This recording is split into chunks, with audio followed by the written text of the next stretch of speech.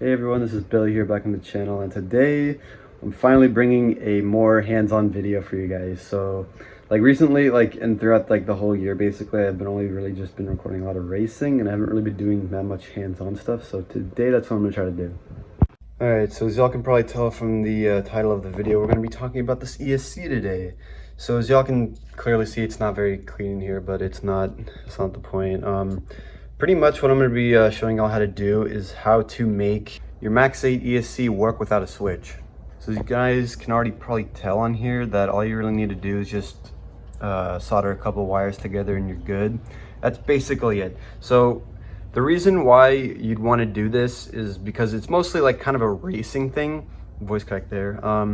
Really just because in a race, like if your switch was mounted right here, which it was before, what can happen is like your switch can shut off or it could break, like I will show you right now.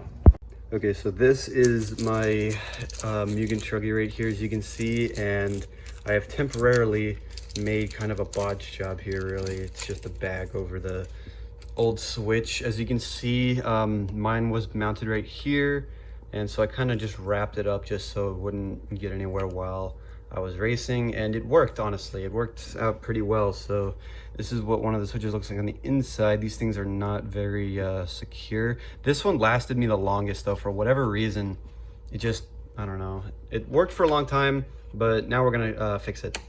All right, so all you really need for this fix is a solder, some actual solder, some heat shrink, and if you want to, you can get like these alligator clamp things to hold your stuff. But other than that, we're good.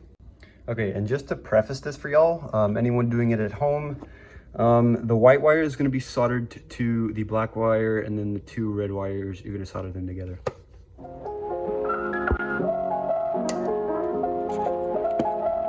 So a good thing to do whenever you're doing this is to actually like splay out the wires, and I'll show you what I mean here. All right, so essentially what you want to do is you want to take the wires like this and put jam your fingernail in between one, and then just like pull it back kind of like that so that you have more slack to work with.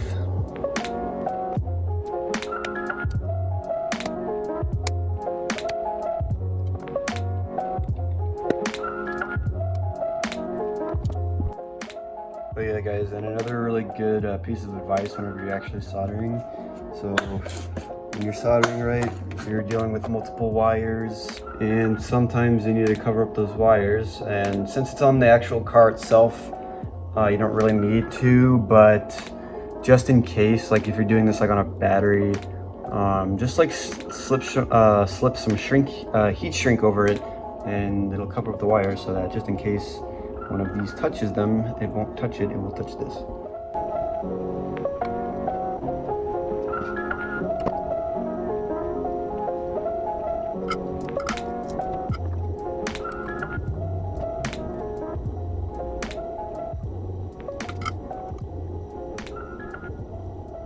Also, realistically, you probably wouldn't want the wires this long.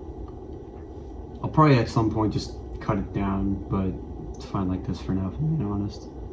Alright, so now that you've soldered both of them together, it's time to put the heat shrink on. I kind of put the other one from the other side on this, but yeah. So since these are pretty small, I'm going to try to get them into this very small one right here, if it'll focus. Yes, there we go. So hopefully that should work. And then all we have to do after that is find a place to secure it, and we're good.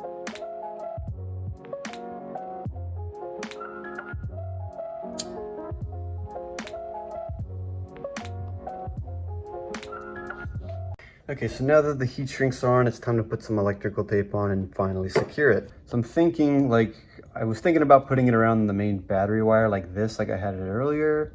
But now I'm thinking I'm probably just gonna put it around the motor wire and just call it a day.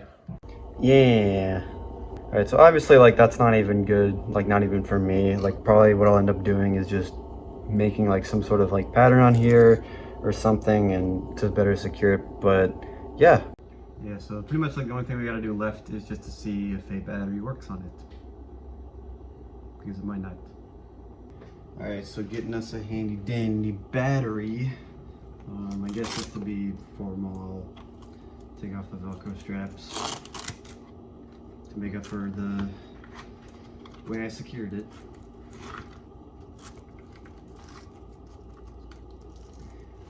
Nice, ready.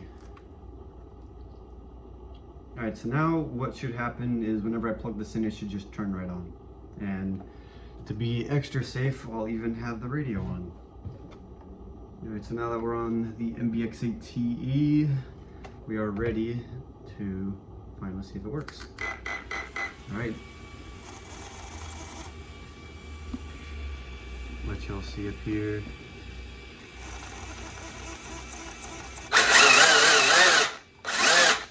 Now we're done.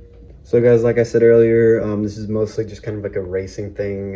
If any of you bashers out there are needing this, let me know in the comments, and yeah, I'll see you guys next time. Bye.